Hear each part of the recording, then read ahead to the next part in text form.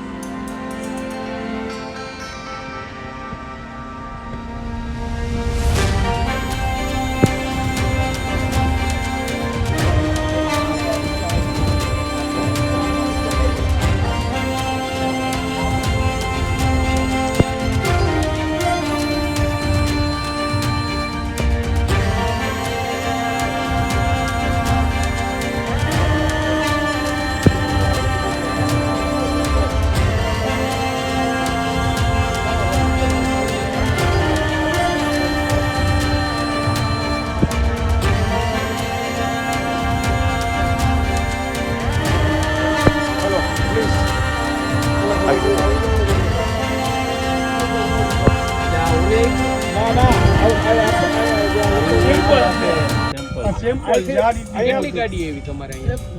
એક લાખ નથી એવી ગાડી સાઈડની વાત. ચોમાસાના દિવસોમાં શહેરમાં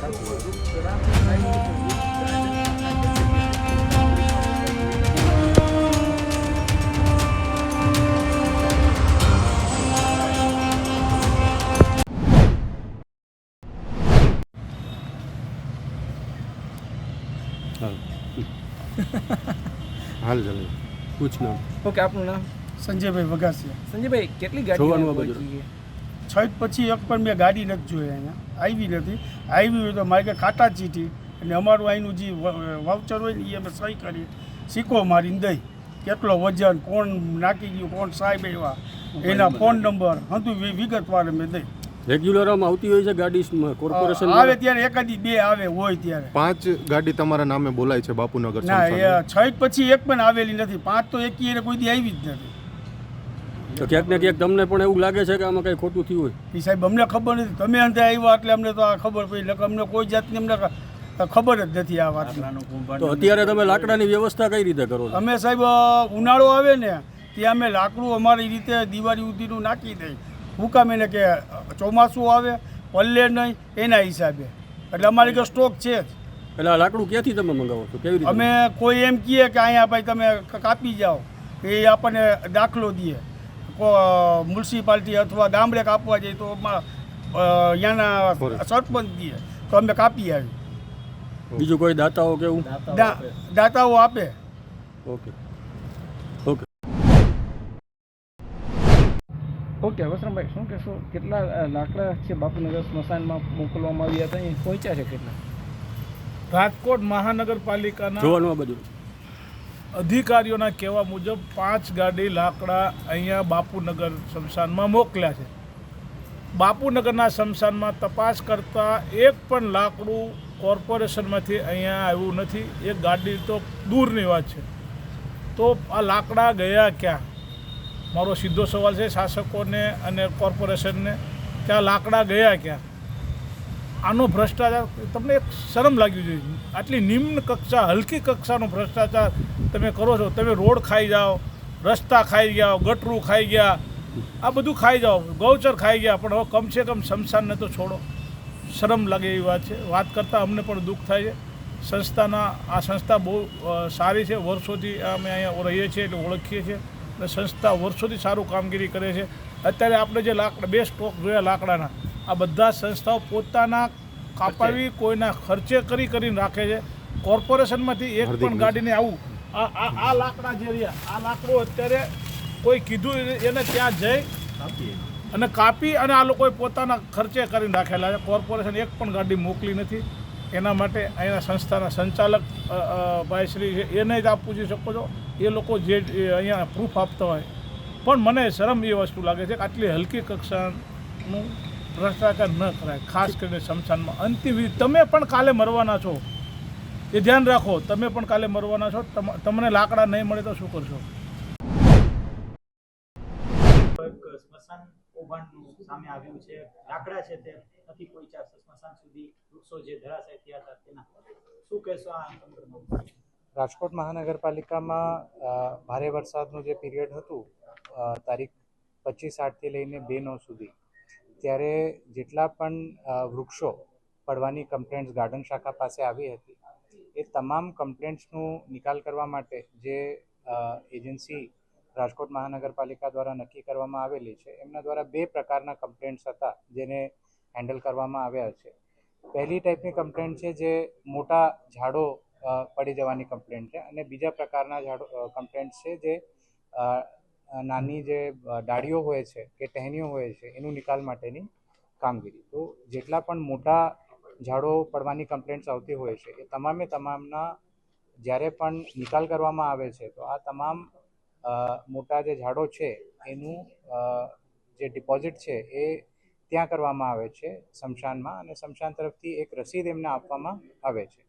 એ રસીદ જ્યારે અહીંયા રાજકોટ મહાનગરપાલિકામાં રજૂ થાય એના આધારે જ પેમેન્ટ કરવામાં આવે છે. ત્યારે વિભિન્ન મીડિયા તરફથી અમને એવા સમાચાર મળ્યા છે કે અમુક જે ઝાડો છે એનું નિકાલ પ્રોપરલી કરવામાં આવ્યું નથી અને સ્મશાન સુધી આ બધી જે ઝાડો છે એ પહોંચાડવામાં આવ્યા નથી. તો એવા તમામ કમ્પ્લેન્ટ્સને અમે ખૂબ ગંભીરતાથી લઈએ છીએ, અને જે પણ પેમેન્ટ એજન્સીને કરવામાં આવશે તમામ પેમેન્ટ ફક્ત જે સ્મશાનમાં ડિપોઝિટની રસીદો છે એના આધારે જ એ ફેરાઓનું પેમેન્ટ એમને કરવામાં આવશે. જે બીજા પ્રકારની કમ્પ્લેન્ટ અમને ધ્યાને આવી છે કે જે ડાળીઓ છે અને જે ટહેનીઓ છે એનું પણ અમુક જગ્યાએ એવી કમ્પ્લેન્ટ છે કે યોગ્ય નિકાલ કરવામાં આવેલું નથી. તો એના પણ જે કુલ ફેરિયા છે એ ફેરિયાઓની પણ ચકાસણી કરવામાં આવશે. જેટલા પણ ગાર્ડન સુપરવાઇઝર છે એમના દ્વારા પણ રૂબરૂ વિઝિટ એવી જગ્યાઓની કરવામાં આવશે, અને એમાં પણ કોઈ પ્રશ્ન જો ઊભો થાય તો એમાં તમામ પ્રકારની કાર્યવાહી કરવામાં આવશે. હાલ આ મામલે તપાસ કેવી રીતના કરવામાં આવશે? કારણ કે જે રીતના ડિપોઝિટ જે કોચ આપે છે એ કોચ તો મળી જ નથી, આપી જ નથી. હા, તો કુલ 28 પહોંચ અત્યાર સુધી અમને રાજકોટ મહાનગરપાલિકામાં મળેલી છે, અને આ 28 પહોંચના આધારે જ પેમેન્ટ કરવામાં આવશે. અન્ય જે પણ બિલ્સ વગેરે રજૂ કરવામાં આવશે એ ચકાસવામાં આવશે, અને જો એ બિલ્સમાં દર્શાવેલા ફેરિયા સ્મશાન સુધી પહોંચ્યા ન હોય તો એનું પેમેન્ટ નહીં કરવામાં આવે. એજન્સી કોણ હતી? સોમનાથ એજન્સી અને જય કન્સ્ટ્રક્શન.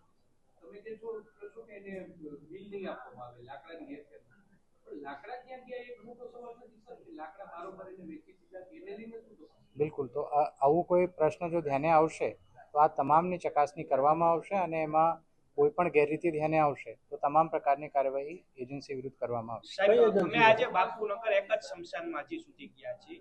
બાપુનગર સ્મશાનમાં એક પણ ગાડી ત્યાં પહોંચી નથી. તો ત્યાંની પહોંચ આવી છે કે નહીં? હા, એ વિગત જે છે અમે આપના સાથે શેર કરશું. કઈ પહોંચવા અમારી પાસે અત્યાર સુધી આવેલી છે 28ની વિગતો આપના સાથે શેર કરવામાં આવશે. એજન્સી કઈ છે આ? 2 એજન્સીઓ છે, કારણ કે ઝોન વાઇઝ એજન્સીઓ રાખવામાં આવે છે. સોમનાથ એજન્સી છે અને જય કન્સ્ટ્રક્શન એજન્સી છે. આ 2 એજન્સીઓ દ્વારા કામગીરી કરવામાં આવે છે. સૌથી મોટો પ્રશ્ન છે કે માત્ર 1-2 ટ્રેક્ટર છે અત્યાર સુધીમાં સ્મશાને પહોંચ્યા છે. વર્ષોથી આ પ્રકારની જે પ્રક્રિયા છે ચાલુ છે. 1-2 ટ્રેક્ટર જ જાય છે અને કોર્પોરેશનના ચોપડે 5 થી 6 ટ્રેક્ટર બતાવે. અત્યારે 28 રસીદ જે છે અમને સ્મશાન તરફથી મળી છે. તો આ એવી રસીદો છે જેમાં સ્મશાને વેરીફાઈ કર્યું છે કે ભાઈ ખરેખર આ અમારા સ્મશાનમાં પહોંચ્યા છે, એના આધારે એ લોકોએ આ રસીદ જનરેટ કરી છે. છતાં જે મેટર છે એની સેન્સિટિવિટીને ધ્યાને લેતા અમે આ તમામ 28 રસીદોની પણ ચકાસણી સ્મશાનો પાસેથી કરાવશું કે ખરેખર એમના પાસે આ ટ્રેક્ટર પહોંચ્યા છે કે નથી. આના આધારે જ અમે આગળની કાર્યવાહી કરીશું.